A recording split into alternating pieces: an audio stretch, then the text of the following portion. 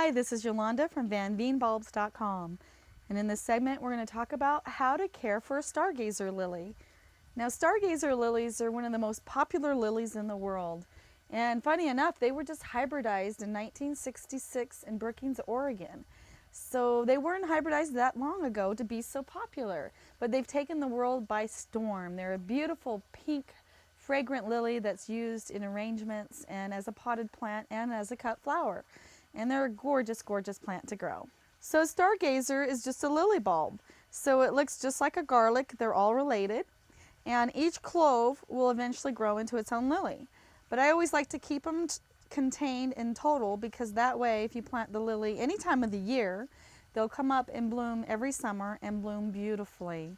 So when I plant them, I like to do groups of 3 or more in a triangle and plant them about 3 inches deep.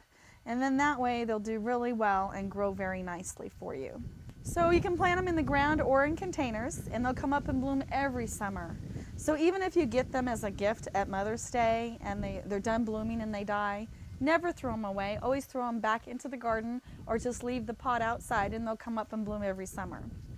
So theoretically, once they're done blooming, what you should do is top them off. So as soon as the blooms are done, you just chop the top of the plant off.